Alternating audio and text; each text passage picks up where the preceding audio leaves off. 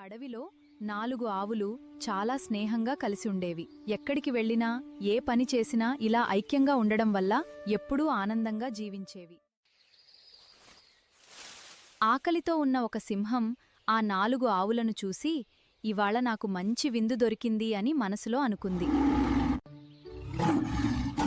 సింహాన్ని చూసిన ఆవులైపడకుండా అవి వెంటనే ఒకదాని దగ్గరకు ఒకటి చేరి తమ గట్టి కొమ్ములతో దాడి చేశాయి.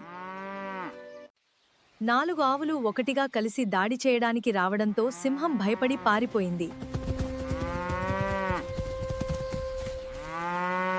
హాయ్ పిల్లలు, చక్కని కథ విన్నారు కదా.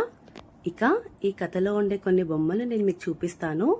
వాటిని నిదానంగా కథను గుర్తు చేసుకుంటూ ఏది ముందు జరిగింది, ఏది తర్వాత జరిగింది అన్నది మనం ఇప్పుడు సరైన క్రమంలో అమర్చాల్సి ఉంటుంది.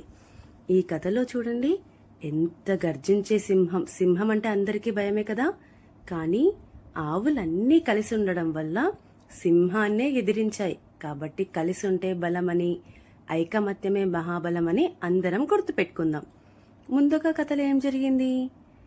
ఒక అడవిలో 4 ఆవులు చక్కగా కలిసి ఉండేవి.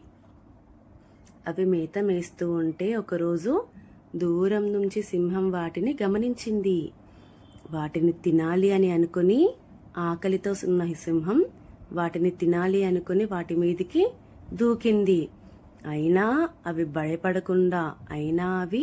భయపడకుండా ధైర్యంగా కలిసుండి వాటి కొమ్ములతో ఎదిరించేసరికి సింహమే పారిపోయింది.